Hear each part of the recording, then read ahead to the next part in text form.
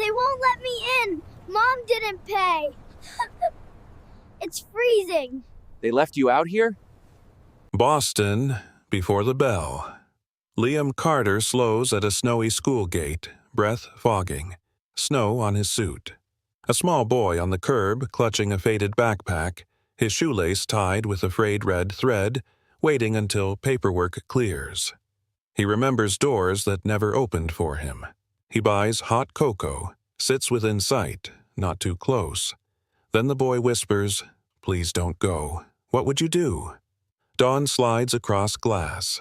Boston lies iced beneath Liam Carter's penthouse, the harbor rimmed white, streets striped with salt and tire tracks.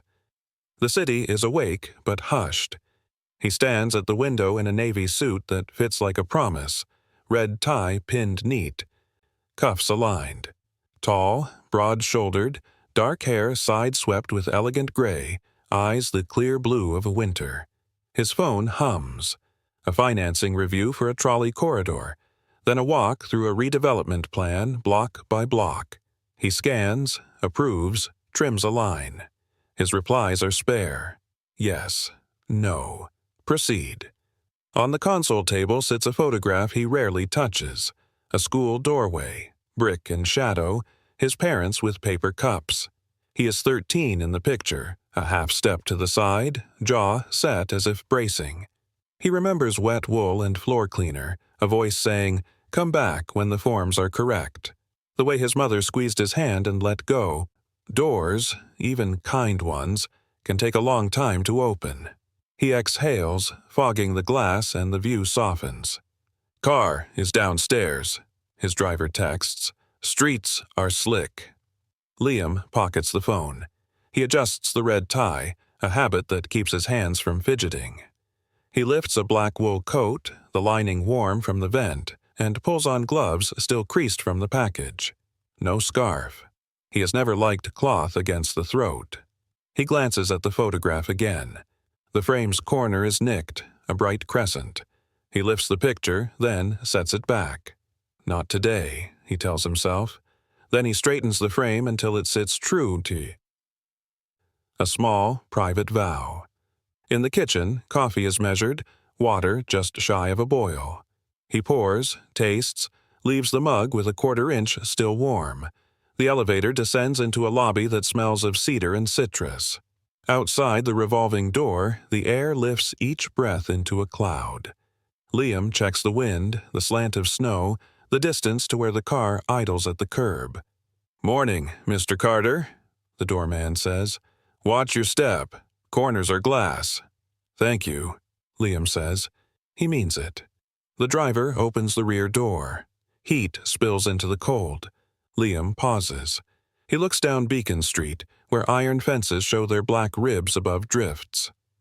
Somewhere past those corners is a school with a gate that sticks when it's cold. The thought lands and stays. "I'll meet you at Kenmore," he says. "I want to walk the last blocks and feel the air." The driver hesitates. "Sir, it's 10 below with wind." "It will wake me," Liam says, "and remind me what we planned for. Sidewalks, crosswalks, bus stops that do not feel like punishment." The driver nods. "I'll crawl along the avenue. Holler if you need me." Liam smiles. Quick, confident, warmer than the day deserves. He closes the door he never entered, turns his collar up, and steps into winter. Snow taps his coat. His breath lifts white. Between buildings, a bell rings once, a thin note that carries farther than it should. He walks. Salt crunches underfoot. A bus exhales at a stop, doors folding open. Ice beads along a shelter's gutter. A puddle waits to catch a shoe. He files it for later, another fix for the plan. A block later, he slows, feeling the city tighten in the cold. Glass, iron, the low murmur of a morning that has not decided what it will ask of anyone. In his pocket, his fingers find the cool edge of a transit token he has kept since he was a boy, back when tokens bought doors to move. He turns it once, then lets it rest. Wind needles his cheeks. A plow scrapes the far lane. Out beyond the next corner, Snow gathers toward a point he cannot yet see. He breathes in the sharp air, steady. He does not know it, but his day has already tilted. "I'll walk it," he says, and keeps on. The morning traffic of Boston pulsed along Beacon Street, tires hissing against slush, horns muffled by snow flurries. Parents tugged mittens, zipped coats, urged their children through the iron gates of Beacon Street Elementary. A line of boots stamped fresh prints across the salted walkway, the air thick with fogged breath. Liam Carter slowed as he approached. His navy suit, tailored to perfection, stood out among the parade of down jackets and scarves. He pulled his gloves tighter, the red silk of his tie catching stray flakes. He had chosen to walk these last blocks from his penthouse to feel the air, but he hadn't expected this kind of air, a brittle cold that seemed to bite straight through memory. By the gate, off to the side of the flow, sat a boy, no more than 7. A faded backpack slumped against his knees. His sneakers, thin for winter, pressed into salted concrete. He struggled with a frayed shoelace, his small fingers red and stiff with cold, knotting and unknotting until the cord slipped loose again. Something in Liam's chest tightened. Years ago, he had been that boy, standing close enough to warmth to taste it, yet kept outside by a door that refused to open. The ache was old, but here it was, fresh in the snow. The boy looked up just once, brown eyes cautious, then bent his head again. No words, just the quiet defiance of staying put, even in the cold. A parent passed, glanced briefly, then ushered their daughter inside. Another didn't notice at all. Liam remained still. For a man used to commanding boardrooms and cutting billion-dollar deals, it was strange how powerless he felt watching one child sit in the snow. The boy pulled his shoelace into a knot. Too loose, it unraveled immediately. He sighed, lifted his fingers to his mouth and breathed on them, trying to bring back life to his skin. His small shoulders hunched, the weight of the faded backpack making him seem smaller still. Liam drew in a long breath, fogging the air. His hand went to his coat pocket where his phone rested. Meetings, memos, a morning that waited for him. But he stayed, watching, as if something important was unfolding, not in the office towers, but here, at this iron gate in the snow. He shifted closer, boots crunching softly on ice. "Cold morning," Liam said quietly, his voice low but steady. The boy didn't look up. His fingers fumbled with the lace again, knuckles raw, knotted with effort. Liam paused, then crouched down, the snow settling gently on the broad shoulders of his suit. He met the boy at eye level, careful not to startle him. Behind them, the bell clanged once, echoing through the winter air. The boy hugged his backpack tighter, as if guarding something precious inside. His lips moved, but the sound was too faint, lost to the wind. For a moment, Liam thought he'd misheard. Then the boy's voice returned, thin but certain. "I'm waiting." The words hung there, fragile and brave, misting into the snow. Liam blinked, unsettled by how much weight a child could pack into 2 words. He felt the old ache press harder, the one he thought he had long outgrown. He looked past the gate at the children rushing into warmth, then back at the boy, still alone on the curb, fingers trembling around a frayed red string. Something in Liam Carter knew. His morning had just changed. Snow drifted in lazy spirals as Liam crouched in front of the boy. The iron gate rattled with the stream of parents and children, boots stomping, mittens tugging, voices rising. But here, just to the side, there was only silence. "Are you okay?" Liam asked, keeping his voice gentle, as though speaking too loud might scare the boy away. The boy's breath puffed white, his lips trembling with cold. He hugged the backpack closer and whispered, "I'm waiting." "For who?" "My mom." His voice was thin but steady. "They said, 'Not yet. Paperwork has to clear.'" The words caught Liam off guard. He knew what it meant, the kind of administrative hold that kept a child outside of class until forms were processed. Not money, not tuition, just bureaucracy. Still, the boy was out here, in the snow, while everyone else streamed past into warmth. Did someone from the office tell you to sit here? Liam pressed, his tone still calm. The boy nodded. They said to wait outside the main flow. A teacher is watching. His eyes flicked briefly toward the glass doors, where indeed an aide hovered, keeping an eye from inside. Liam followed the glance, then looked back at the boy. He exhaled slowly, the air fogging between them. That must feel pretty hard.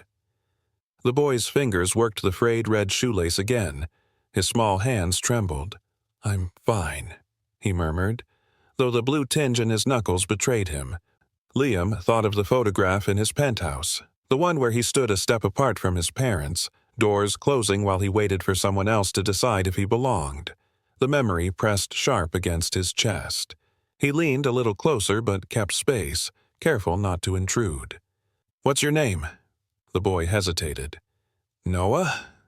"Noah," Liam repeated softly, like he was testing the weight of it. "That's strong. You remind me of someone who doesn't give up." Noah's eyes flicked up, brown and cautious, then quickly down again. He tightened his grip on the backpack. Liam let the silence sit for a moment. Snow tapped the shoulders of his suit, clung to the dark waves of his hair streaked with gray. He should have been in a boardroom by now, scanning plans for transit redevelopment, arguing about zoning permits. Instead, he was kneeling in the snow with a boy who had nowhere else to go. A thought stirred inside him. If someone had sat with him once, when doors refused to open, maybe things would have felt different. "Noah," Liam said carefully, "would it be all right if I wait here too? Just until your mom comes?"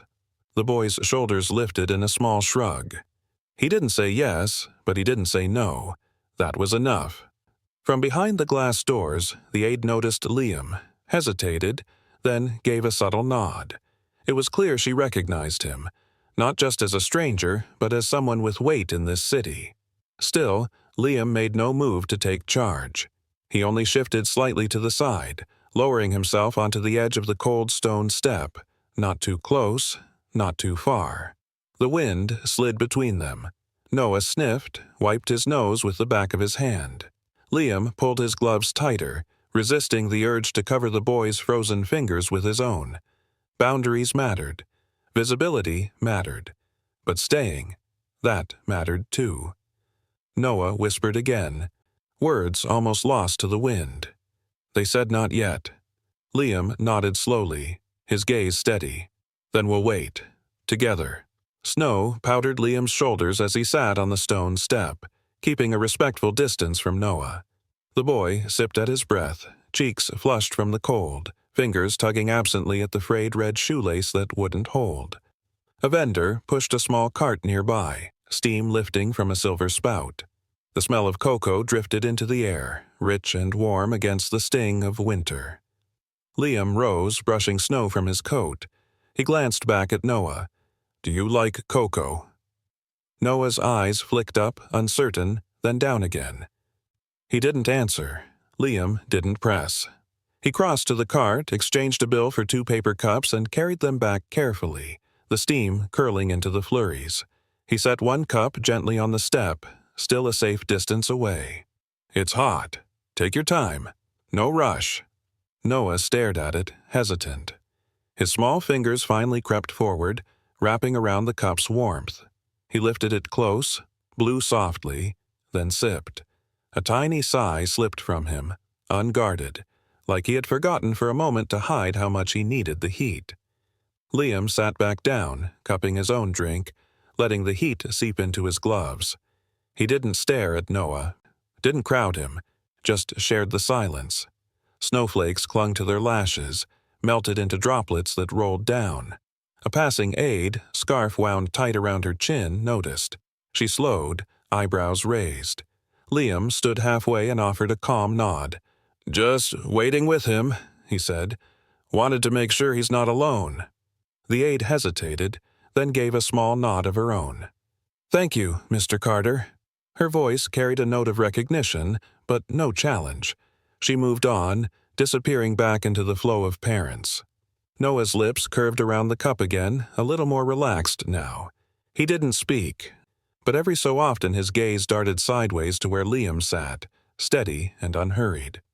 "Shoelace? Giving you trouble?" Liam asked softly after a while. Noah looked down, cheeks coloring. "It won't stay." "That's all right," Liam murmured. "Mine used to come undone too. My mom called them stubborn laces. She'd say, 'Even stubborn things can hold if you're patient.'" Noah's eyes flicked toward him, curious, then quickly away.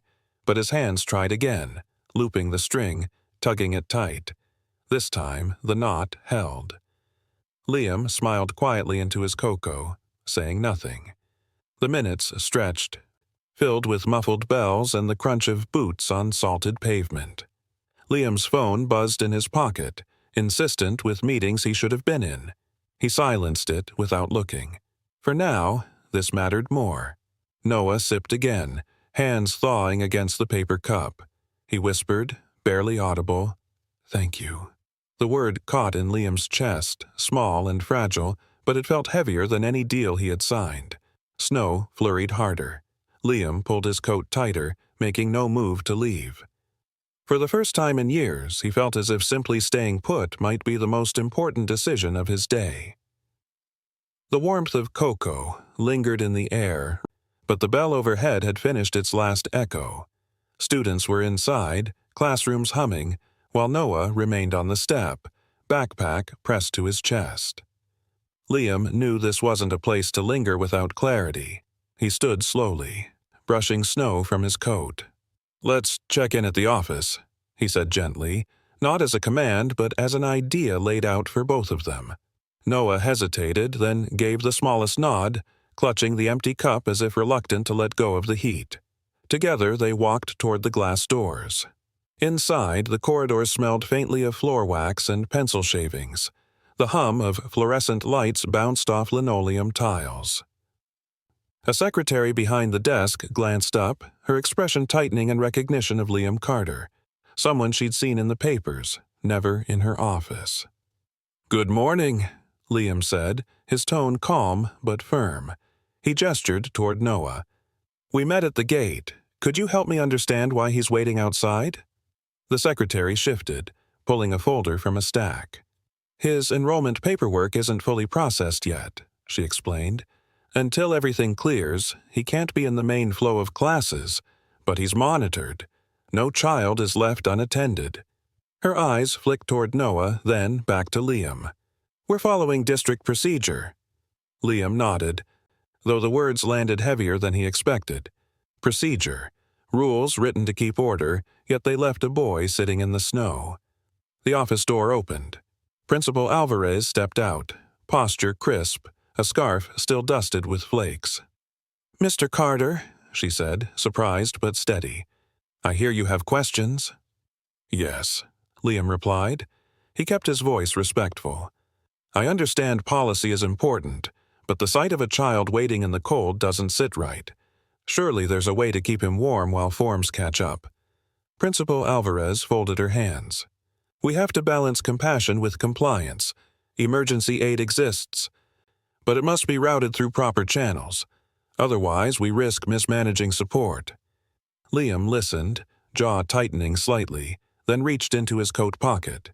He set a sleek white card on the desk, his foundation's crest embossed in silver. "If routing is the barrier, let this be a start. Connect with your social worker. Loop me in. I don't want personal exceptions. I want the system to work the way it should." Alvarez studied him for a long moment, then inclined her head. "That's appreciated. We'll do our part." Liam nodded once, then turned toward Noah. "Would you like to try your mom's number again? I can wait with you." The secretary dialed, pressed the receiver to her ear. One ring, 2, 3, then voicemail. She left a message, her tone professional, clipped. The silence afterward seemed to stretch. Noah's hand tightened on the strap of his backpack. His shoulders curled slightly inward, bracing against disappointment. Liam felt something twist inside him. He adjusted his cufflinks, forcing his voice steady. "Then we'll wait," he said simply. "As long as it takes." He didn't leave another card. He didn't push further. Just a promise to remain present, visible, steady, accountable. In a world that too often left children outside the door, Liam Carter had decided to stand in the hall with him. The office hummed with phones and muffled typing as Liam checked his watch. His morning calendar scrolled in his mind. Contracts, committees, calls stacked end to end. He slid his phone from his pocket, typed 2 words to his assistant. Cancel everything. When he stepped back into the cold, Noah was once again by the gate, his backpack hugged close. An aide at the door watched through the glass, offering a small nod. Liam took his place a few feet away, his polished shoes crunching salt, his breath clouding. He pulled his coat tighter. He wasn't here as a CEO, not as a benefactor, just as a man unwilling to leave a boy alone in the snow. The hours stretched. Flurries blurred the city's edges. Liam made a quiet call to the driver, told him to circle the block slowly. "Don't wait on me," he said. "I'll be here a while." By noon, the streets thinned. Inside, laughter carried faintly from classrooms. Noah unwrapped a sandwich from his backpack, the bread slightly crushed, and ate in small, careful bites. Liam sipped cooling coffee from a paper cup, content to let silence do the work. Every so often, Noah glanced at him. Not wary now, but watchful, as if measuring whether this tall stranger in a navy suit truly meant to stay. Each time, Liam gave nothing more than a steady nod. No intrusion, no demands, just presence. When the final bell rang and children poured from the building, Liam rose. Noah waited until the crowd thinned, then stood, backpack slung loosely. Still, no mother appeared. Principal Alvarez stepped out, scarf snug against her coat. "Mr. Carter," she said, voice calm but firm. "We still haven't reached his mother. Policy requires we ensure his safe passage. Would you accompany him part way, with an escort for the first blocks? Just until he's in her care." Liam inclined his head. "Of course." The aide joined them, walking beside Noah as Liam kept a respectful distance on the other side. The streets glistened with packed snow, buses hissing past. Every step was visible, accountable, sanctioned. Boundaries were intact. Noah led them down 3 blocks, turning onto a narrower street lined with shuttered shops and a neon diner sign buzzing faintly against the gray sky. The aide paused. "This is where I leave you. Mr. Carter, thank you for staying visible. Noah, be safe, sweetheart." She returned the way they came, leaving Liam and the boy standing at the corner. Liam's chest tightened with the weight of a decision, to stay 1 step longer or let the boy walk alone. Snow gusted, scattering flakes across Noah's hair. Liam lowered his voice. "Mind if I walk just a little farther? Only until you're home." Noah hesitated, then gave the faintest nod. And so they continued, boots crunching side by side in the narrowing street, a quiet pact formed not by signatures or policy, but by something stronger, trust, still fragile, but real enough to carry them forward into the deepening cold. The street narrowed into rows of low brick buildings, their windows fogged with condensation. A neon diner sign flickered 2 doors down, its buzzing glow faint against the gray afternoon. Noah led the way with small, careful steps, his backpack bumping rhythmically against his shoulders. At last, he stopped before a budget motel, its paint chipped, its heater units coughing vapor into the cold. He looked up at Liam, uncertain, then pushed the door open. Inside, the lobby smelled faintly of coffee grounds and bleach. A woman stood behind the counter, her smile tired but kind. "Afternoon, Noah," she said, eyes softening. Then her gaze flicked to Liam in his tailored coat. Surprise registered, but she didn't pry. Noah darted down the narrow hall, his sneakers squeaking on the linoleum. A door creaked open halfway down, and a woman appeared, mid-30s, hair pulled into a messy bun, face pale with strain but quick to flush with relief. "Maya," Noah breathed. He dropped his backpack and rushed into her arms. She hugged him fiercely, whispering apologies into his hair. Then her eyes lifted, sharp and wary, as Liam stepped into the dim light. "I'm sorry," she said quickly, almost defensive. "I was at a temp job. The bus ran late. I told the office I'd be there by dismissal, but her voice cracked, pride and exhaustion colliding. Liam lifted a hand, his tone even. It's all right. He was never alone. The staff kept eyes on him, and I stayed nearby. I didn't want him sitting out in the snow. Maya's jaw tightened. Suspicion and gratitude tangled in her expression. She glanced at Noah, who clutched her sleeve as if unwilling to let go. You didn't have to do that, she murmured. Maybe not, Liam said quietly, but leaving a child in the cold felt wrong. A silence stretched, filled with the rattle of the heater. Finally, Maya nodded, a small concession. Thank you, she whispered. Noah tugged at her sleeve. Can we eat, please? Maya hesitated, then looked toward the diner 2 doors down. Her pride flickered again, wary of appearances. Liam noticed. If you'd allow it, he said gently, I'd be glad to join you. My treat. And the receipt will be in your name. Her eyes narrowed slightly, testing his sincerity. Then, with a sigh, she nodded. Fine. Just dinner. The diner smelled of frying oil and coffee grounds. They slid into a booth, Noah pressed between them, menu clutched in his hands. The waitress poured water into thick glasses, her pen hovering. Noah ordered pancakes, his voice shy. Maya asked for soup. Liam chose a sandwich, simple. The meal passed quietly at first, the clink of cutlery filling the silence. Then Noah glanced at Liam's wrist. What's that? He asked, pointing at the sleek watch peeking beneath the cuff. Liam smiled faintly. A reminder that time keeps moving, even when we wish it would stop. The boy tilted his head, puzzled but curious. Maya studied Liam for a moment longer, then returned to her soup. It wasn't family, not yet. But under the diner's buzzing neon, with the snow swirling outside, something tentative began to take shape. A fragile thread stretched between a weary mother, a quiet boy, and a man who had chosen, for once, simply to stay. The motel hallway smelled of old carpet and disinfectant. Liam followed a step behind as Maya unlocked the door, Noah clinging close to her side. The room was tidy but small. 2 twin beds with thin quilts, a space heater rattling in the corner, and a lamp that flickered before it steadied. The air held the faint scent of instant noodles. Maya set down her purse with a sigh, brushing a loose strand of hair from her face. It isn't much, she said softly, almost apologetic. But it's home for now.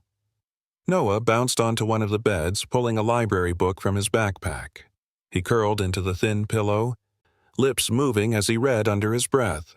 Liam stood near the door, his frame filling the narrow space. He didn't comment on the peeling wallpaper or the thin quilts. Instead, he said, "He seems to love books." Maya's expression softened as she looked at her son. "He does. Reads anything he can get his hands on. I try to keep up, but sometimes She trailed off, her shoulders sagging. Liam took a step closer, careful not to intrude. "You're doing more than you think. He's steady because of you." For the first time, she met his gaze directly. Her eyes were tired but resolute. "Steady doesn't pay bills. I've been running between jobs. Cleaning offices at night, temp clerical work in the day. Some weeks it's just enough. Some weeks..." She pressed her lips together, pride battling confession. Before Liam could reply, a sharp knock rattled the doorframe. Maya stiffened, but it was only the motel manager with the day's mail. She thanked him quickly, then closed the door, her hand trembling as she sorted envelopes. A red notice peeked out. Overdue. She tucked it into her purse before Noah could see. 2 nights later, as snow thickened outside, Liam returned with grocery bags. Staples, fresh produce. He handed them over without stepping inside. Maya accepted reluctantly, murmuring, "This doesn't mean you have to." "I know," he said. "It just means he eats well this week." But the strain was already showing. On the 3rd morning, Liam arrived to find the door ajar. Noah sat cross-legged on the bed, reading aloud from his library book, voice steady but too loud, as if to distract himself. The space heater buzzed harshly. Then he saw Maya in the hallway, slumped against the wall.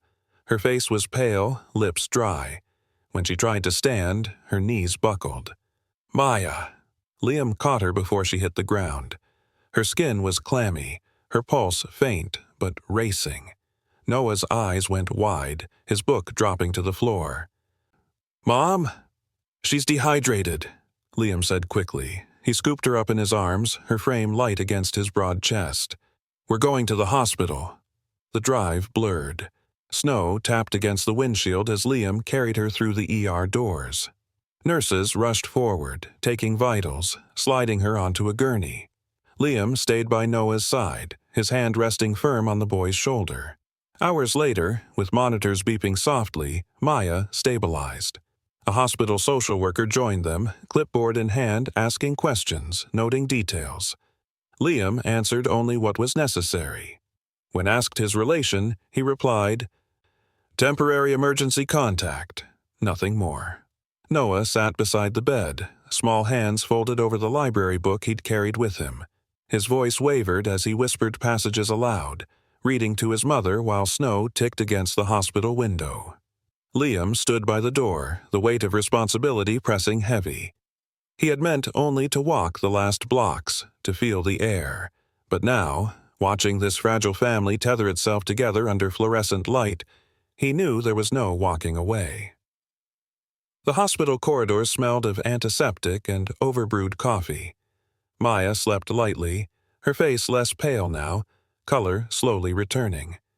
Noah dozed in the chair by her bed, his library book resting open across his chest. Liam stood at the window, his tall frame outlined against the night snow. The city lights blurred through frosted glass, each one softened as if the world outside had drawn a curtain. His phone buzzed. A message from his assistant. "Rumors are circling. Someone saw you leave the school with a child. Reporters asking questions."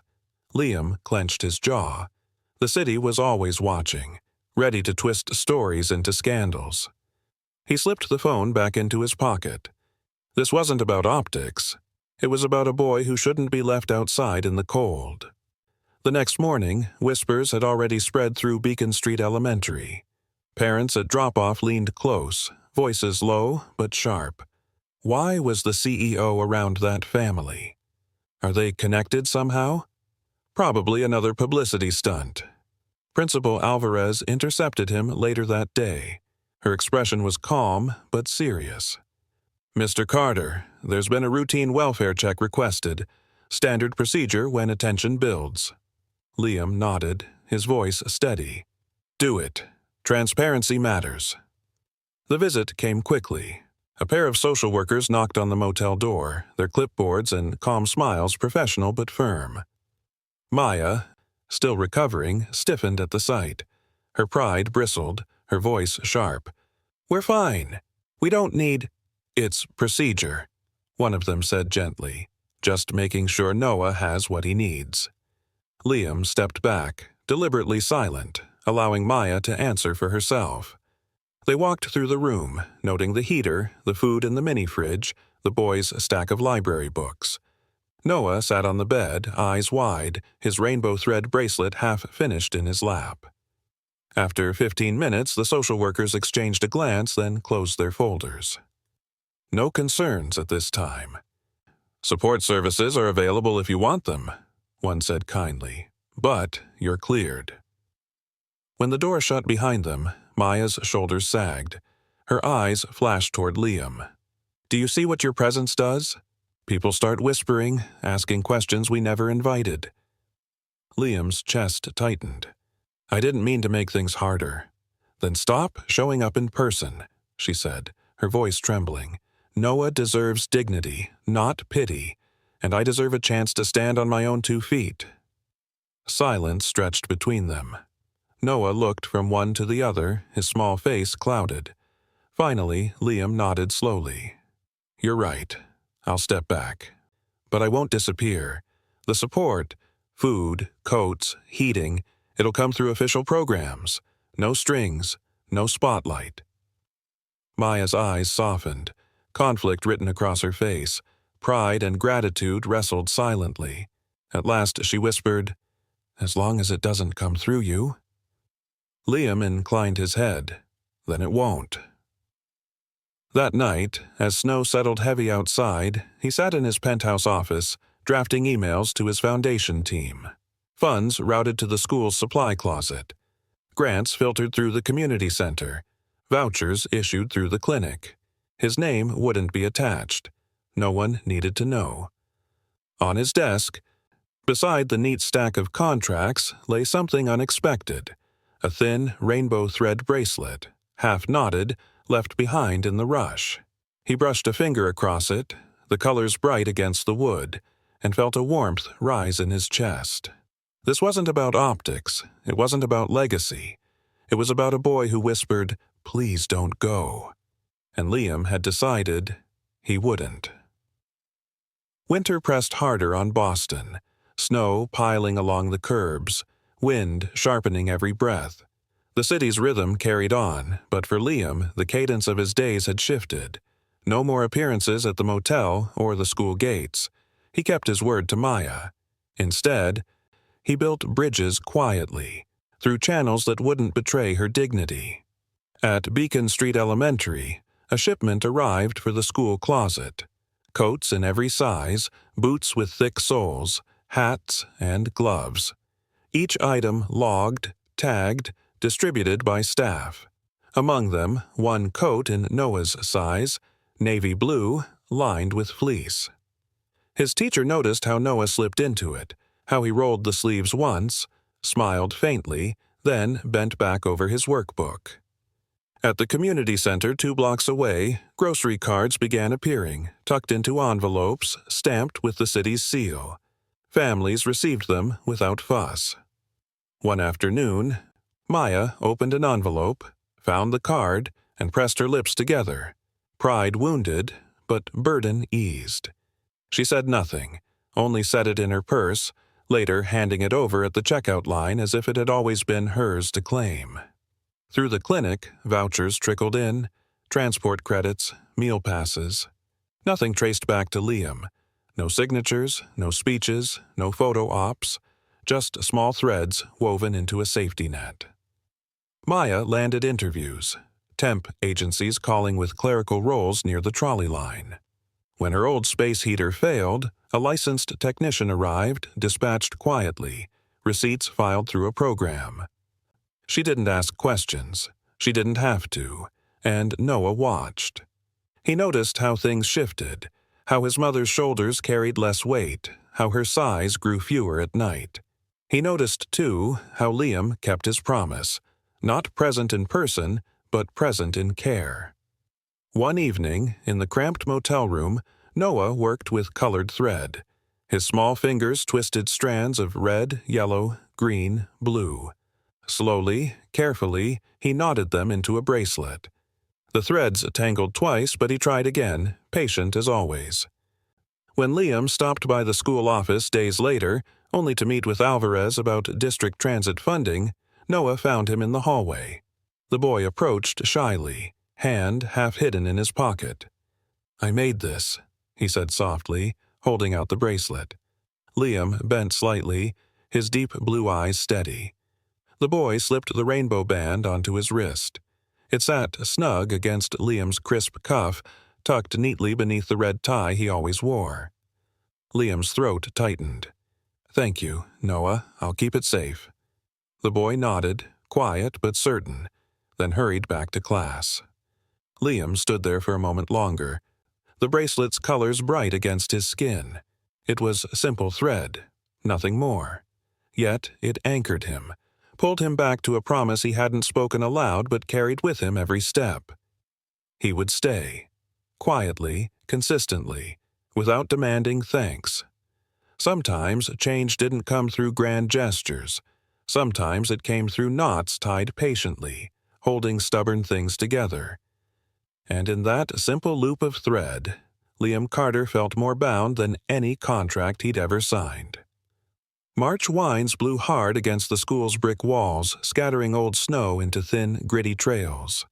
Inside the boardroom, the long table gleamed under fluorescent light. a line of folders waiting neatly in place.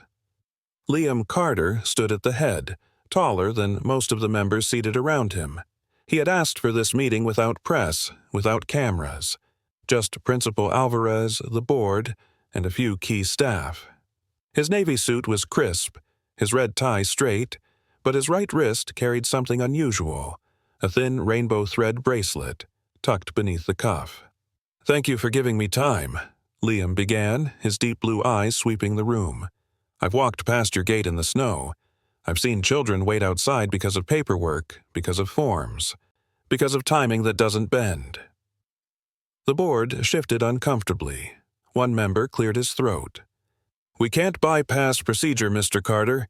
Safety requires clear enrollment, verified records. I'm not asking you to bypass it." Liam cut in gently, his tone steady. "I'm asking you to improve it." He rested his hands on the table. "When I was 13, I stood outside doors like that, not because I didn't belong, but because the system moved slower than my life did.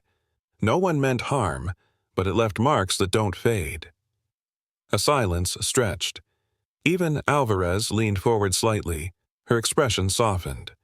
Liam slid a folder toward them. Inside, a proposal, Wintergate Protocol. "Same day, keep in class procedure while aid and paperwork complete," he explained.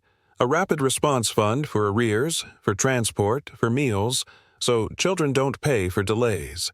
And parent support hours, led by someone who's walked that path, a liaison." He paused, then added, "Maya could fill that role." Alvarez raised her brows. "The mother?" "Yes," Liam said simply. "She knows the struggle, the forms, the pride, the fear. She'd guide others with dignity, not pity." A murmur rippled around the table. One board member frowned. "And funding?" "My foundation will back it," Liam said. "But not in my name. It will come through standard programs. This isn't about me. It's about children not waiting in the snow." The room grew quiet again. One by one, eyes turned toward Alvarez. She folded her hands, considered, then spoke. "I support this, and I think we owe it to our students to try." A vote was called. Hands lifted, some reluctant, most firm. The motion passed. Liam exhaled slowly, the knot of tension in his chest loosening. He glanced at his wrist, at the bracelet Noah had knotted, threads bound tight. For the first time in years, he felt a door open, not just for one boy, but for every child who might otherwise be left outside, waiting, and he knew this was only the beginning. Spring sunlight filtered weakly through Beacon Street's tall windows, melting the last crusts of snow. In the main office, a new sign had gone up, Family Liaison, Maya Thompson. The title looked modest on paper, but to her it felt like reclaiming ground she'd nearly lost. She sat behind a second-hand desk, stacks of forms neatly organized, a small potted plant pushing out new green shoots. Parents trickled in, nervous, clutching folders. Maya greeted each one with steady warmth, guiding them through transportation requests, lunch aid, rental relief. She explained without condescension, translated legalese into plain words. She knew because she had once stood on the other side, tired, uncertain, desperate for help, but unwilling to be pitied. Noah often waited in the corner with his books, his quiet presence steady. His teachers noticed how he changed, how he lifted his hand to read aloud, voice small but clear, eyes shining when classmates leaned closer to listen. One evening, when the office had emptied, Liam visited quietly. He carried no entourage, no cameras. Just himself, shoulders squared, the rainbow thread bracelet still snug against his wrist. "You've built something important," he told Maya, his voice low but certain. She shook her head, a smile tugging at her lips. "We built it. Your proposal gave me the chance, but the rest, the trust, that comes from families knowing someone like them is here." Liam studied her, respect in his gaze. "And Noah?" Her eyes softened. "He's blooming. For the first time, he doesn't feel like he's standing outside looking in." Liam's throat tightened. He remembered the old photo in his penthouse, himself at 13, standing apart. He thought of the boy's small hands tying the bracelet, of his whisper in the snow, "Please don't go."